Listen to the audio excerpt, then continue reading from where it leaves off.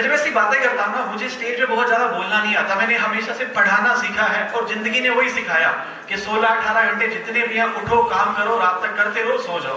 तो ये वाले स्किल्स कभी आए नहीं, बस पढ़ाने वाले डेवलप कर लिए।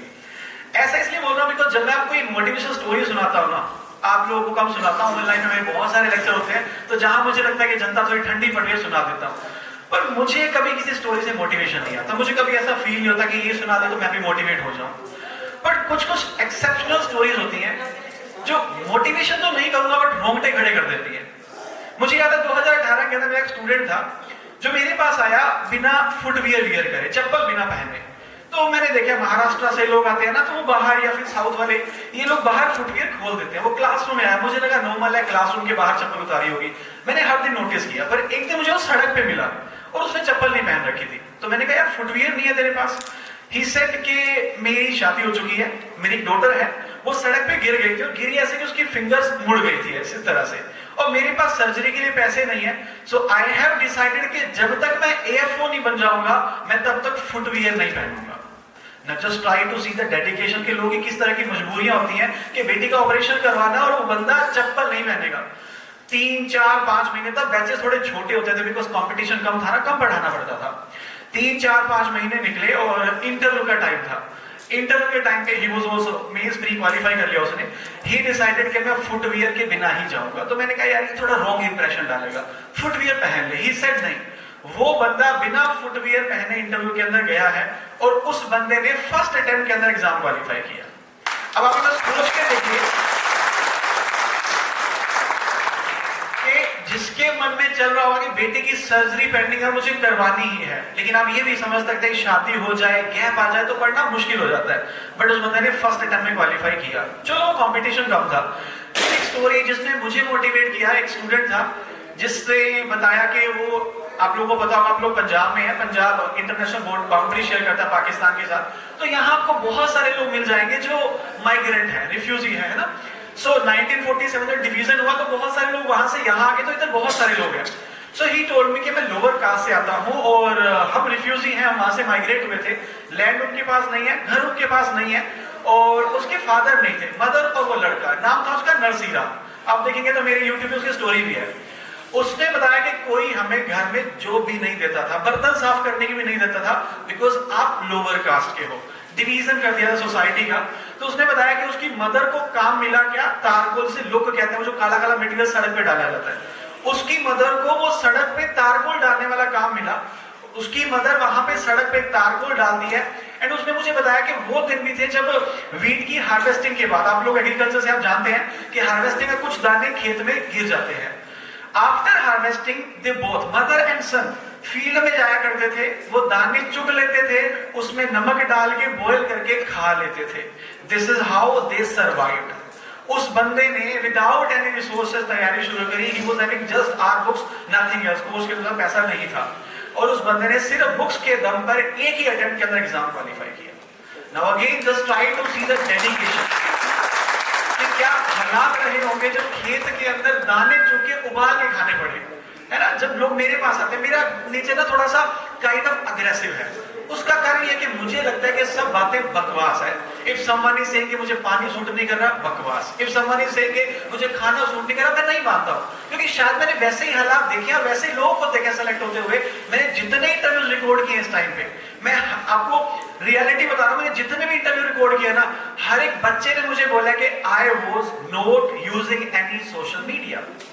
अब हमें पता है, I am capturing some videos, क्यों लगा रहा हूं मैं, लेकिन मुझे पता है ऐसी ऐसी वीडियो पे व्यूज आते हैं, लोग अट्रैक्ट होते हैं।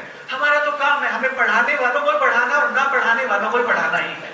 बट आप पे डिपेंड करता है कि आप क्या करने वाले हैं, आपके अंदर कितना डेडिकेशन है, और आफ्टर 1 ईयर आप क्या होने वाले हैं। या तो आप आगे बैठेंगे, लोग आपके लिए तालियां बजा रहे होंगे, या आप कहीं और बैठे होंगे, आप लोगों के लिए तालियां बजा रहे होंगे। बट मेक श्योर कि अपने लिए कुछ ऐसा कीजिए कि लोग आपकी स्टोरी को बताना पसंद करें, ताकि आप किसी की स्टोरी को सुनकर बैठे। इन 2013 I was preparing for UPSC. मैं एक ऑडिटोरियम में था जहां पे कुछ आईएएस ऑफिसर आए हुए थे। ऑफिसर ने अपनी स्टोरी सुनाई कि मैं ऑफिसर कैसे बना। उसने बताया कि उसके टाइम में, मतलब वो ओल्ड पर्सन थे, एंड मैं 13 की बात बता रहा हूँ, आज से लगभग 13 साल 14 साल पहले की। So he told us कि TV Doordarshan was the only channel. तो कहते हैं कि गांव में एक ही घर के अंदर टीवी था, और उस टाइम पे अगर आपको पता हो दूरदर्शन पे उस टाइम पे मूवी 2 पार्ट के अंदर आया करती थी, आधी आज आ जाएगी आधी कल आएगी। तो दूसरे के घर में जाके उसने टीवी देख लिया था, एक पार्ट वो मूवी का देख चुका था, सेकंड पार्ट 3 दिन बाद 2 दिन बाद ब्रॉडकास्ट होने वाला था। जब सेकंड पार्ट को देखने के लिए वो गया तो वो घर जहां पे बच्चे इकट्ठे होकर टीवी देखते थे वो घर के अंदर रूम भर चुका था, और अब वो नेबर या जो भी थे उसे अलाउ नहीं कर रहे थे टीवी देखने के लिए।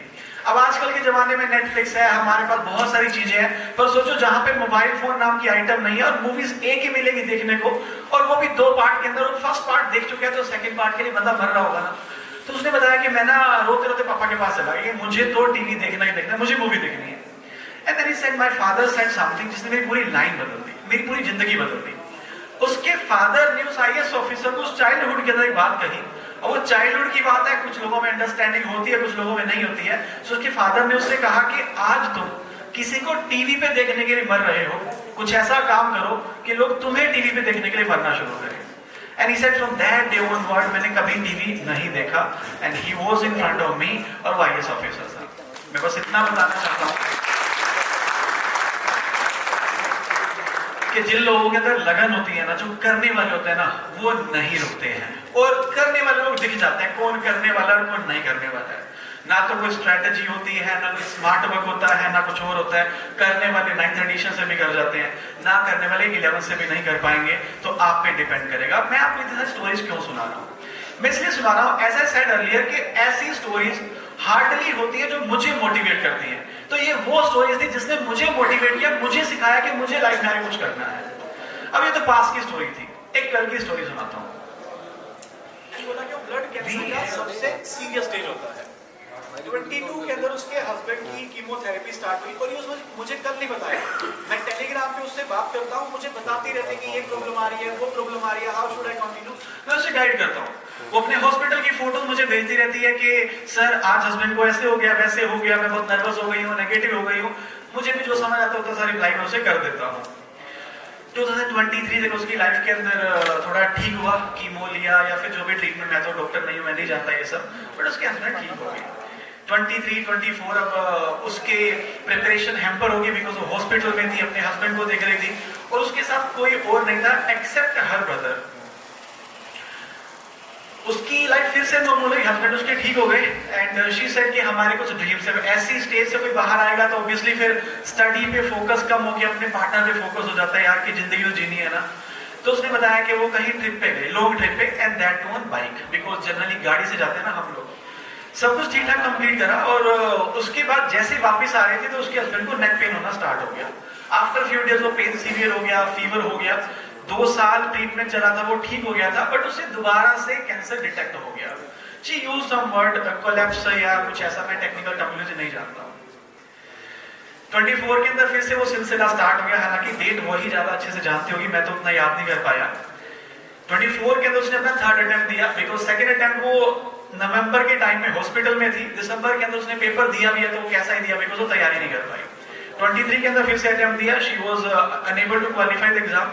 24 के अंदर फिर से अटेम्प्ट दिया, बट सेम टाइम पे हस्बैंड बीमार चल रहा है।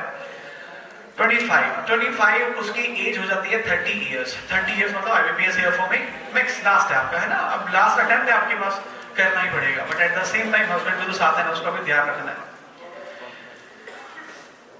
25 के अंदर it was end of March, जब उसके मुझे तो वो कल वाली story I can not even imagine कि उसने कितना स्ट्रगल किया और क्या कुछ सहा होगा, बिकॉज मैं सुन नहीं पा रहा था, मुझे बड़ा अजीब सा फील हो रहा है बोलते हुए। उसने हिम्मत करके मुझे सुनाई वो सारी बातें कि it was end of March, उसके हस्बैंड उसके सामने है, एंड आंखों से खून आना शुरू हो गया।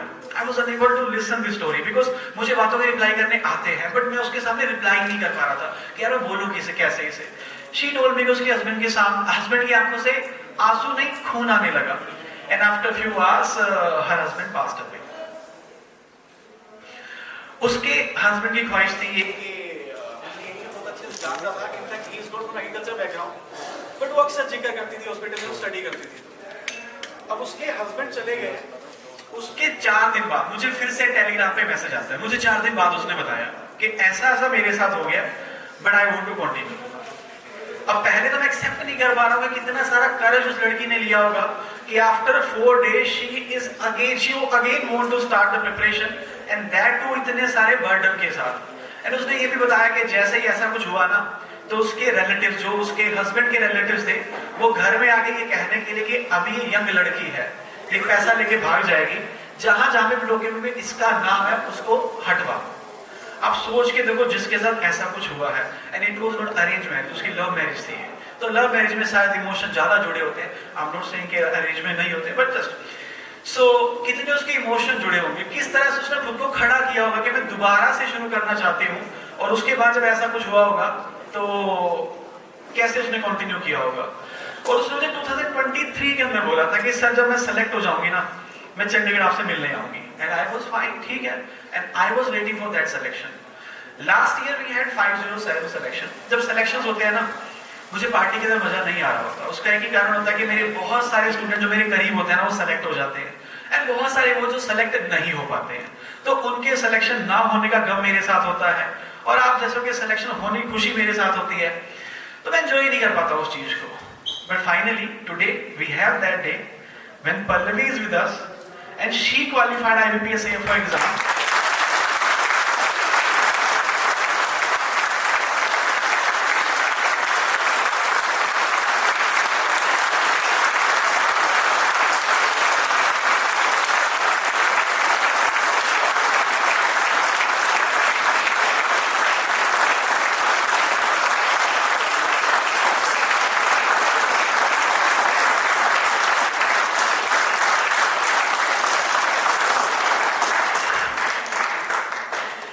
स्टोरी मैंने इसलिए सुनाई बिकॉज मुझे स्टोरीज मोटिवेट नहीं करती हैं, but this was something which was exceptional कि उसने जिन हालातों में कर दिखाया ना हमारे जितने बुरे हो भी नहीं सकते कभी, और हमने कभी ऐसा कुछ देखा भी नहीं है।